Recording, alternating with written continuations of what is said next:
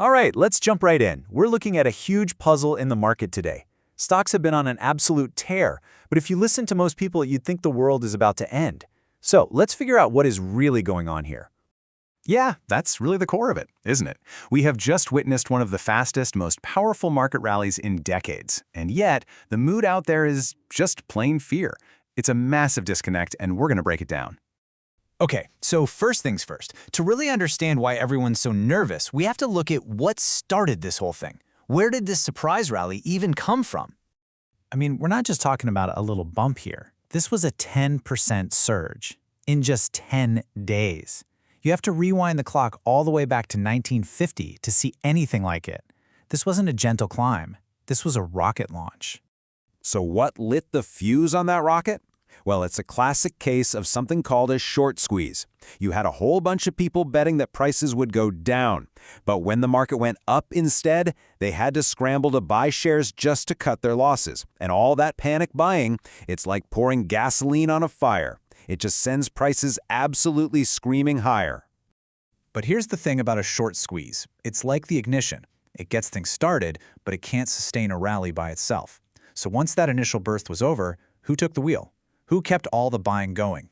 Well, it turns out the buying was passed on to two very big players. First, you had corporate insiders. We're talking about executives at major tech companies buying up stock in their own businesses.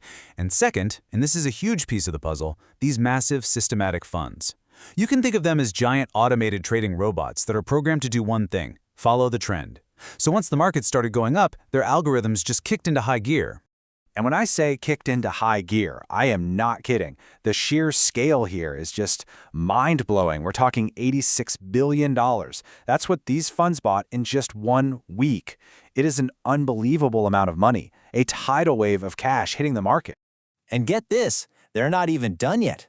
The data suggests they've still got another $70 billion lined up to buy in the coming week. That is a ton of buying power just waiting to be unleashed. Okay, so let's recap for a second. We've got the insiders buying. We've got these giant computer funds buying billions and billions of dollars. And yet, the average person, terrified. There's this massive divide between what the big money is doing and how everyone else feels.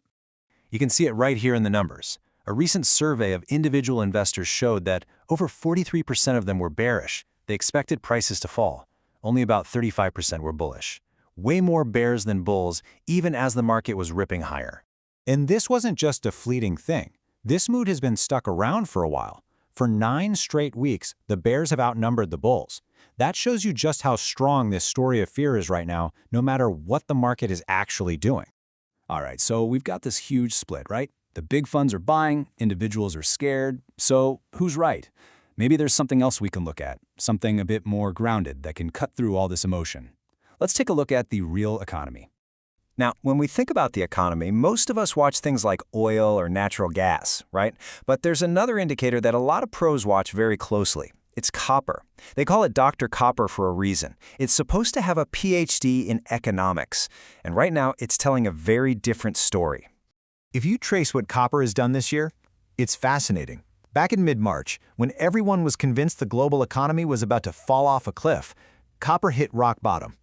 But then something changed. It started a new uptrend, quietly but surely, and that climb is still going. So what is Dr. Copper telling us? Well, its price is a really powerful signal. Its recent strength suggests that all those fears about a massive economic collapse were probably overblown, but it's more than that. It's actually signaling that the global economy isn't just recovering, it's accelerating.